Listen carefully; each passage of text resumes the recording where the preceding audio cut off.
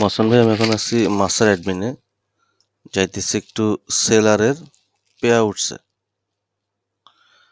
আচ্ছা, এখানে যেটা ছিল পে আউটসের পরে পে আউট রিকোয়েস্ট যাচ্ছে, অ্যাকচুয়ালি পে আউটের রিকোয়েস্ট। এখানে আসলে ভেন্ডর তার পেমেন্টের জন্য যখন রিকোয়েস্ট করবে, আমি এই পেমেন্টটা এখান থেকে করতে পারবো। আচ্ছা, ধরেন এখানে অলরেডি কয়েকটা করা আছে, এগুলো পেইড, এই দুটো পেন্ডিং। আমি এটা মাত্র পেইড করছি। আমি যেটা পেইড করার সময় যে অপশনটা আমি রাখতে বলছিলাম, এটা আপনি রাখছেন, বাট এটা ঠিক মতো কাজ করতেছে না। সেটা দিয়ে যখন একটা ভেন্ডর, যেমন লামিরা কর্পোরেশন, আমার কাছে 100 টাকার জন্য একটা রিকোয়েস্ট পাঠাইছে যে আমার টাকাটা পাঠান। আমি যখন পে করতে গেলাম, যে পে করতে গেলে আপনি যেভাবে দিচ্ছেন সবই ঠিক আছে। এই যে সিলেট পেমেন্ট দিলাম, তারপর অ্যাটাচমেন্ট দিলাম, একটা